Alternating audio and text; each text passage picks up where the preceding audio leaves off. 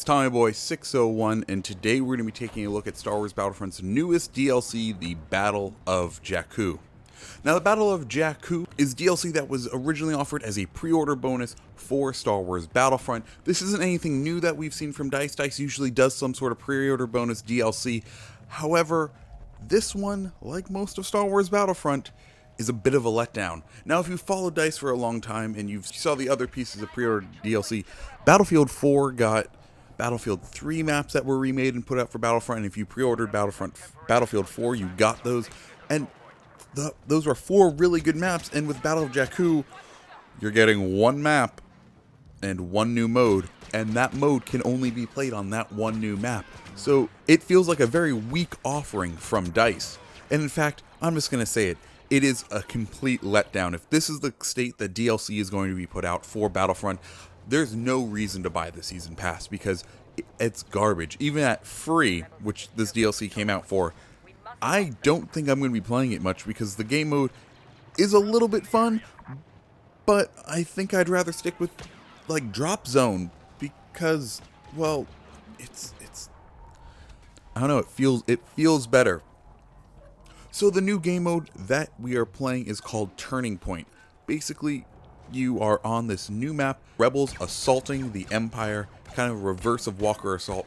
The rebels have to take 3 points, one of 3 points. Once they capture that one, then 2 points open up, then another 2 points, and then finally one final place to assault. The interesting about this is the capture time doesn't reset if the Empire is able to beat back the rebels on those control points. So the rebels can just kind of meat grinder their way up through the bases. One thing that this new map does highlight is the long range weapons, so things like the DL-44 aren't going to be as effective as most of the other weapons, which is really nice because a lot of the other Battlefront game modes have highlighted the short and medium range weapons, and this is one where long range weapons are going to reign supreme. I actually find myself using the targeting rifle and staying on the outskirts of the map and kind of picking off people that were suppressing my players and allowing my players who had the shorter range weapons to move in and take the points.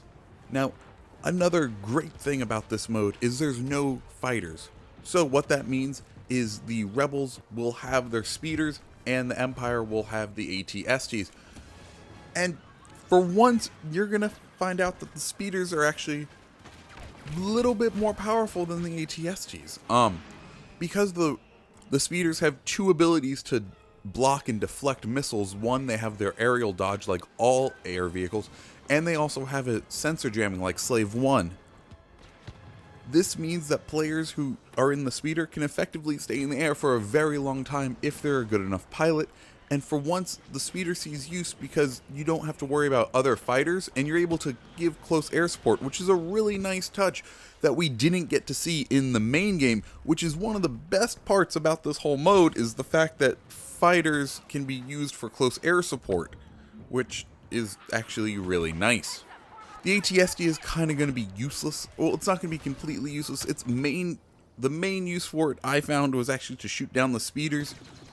If the rebels want that thing dead, they're going to kill it pretty quickly because there is no way you can block any incoming ion shots with it, and you're kind of out on a desert plain, so you can be seen from miles away.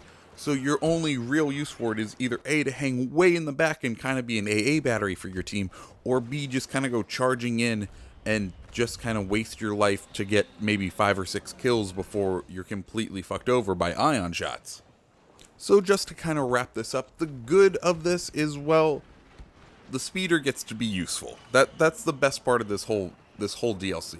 The bad of this side is there's only one map and it's only for one game mode, so that means it's going to get stale really quickly. Another bad thing is overall, it just doesn't feel like they added much, and it almost feels like they kind of just took this out and wanted another small boost right before The Force Awakens comes out as a marketing push, because Jakku, of course, is where part of Force Awakens takes place. So yeah, guys, those are my thoughts on the newest DLC for Star Wars Battlefront. I hope you liked the video. If you did, comment down below. Tell me what you think of the new DLC. Like the video if you did. If you didn't, there's a button for that too. You shouldn't press it though. And last but not least, hit that subscribe button. My name's TommyBoy601. Hope you had a good day. See ya.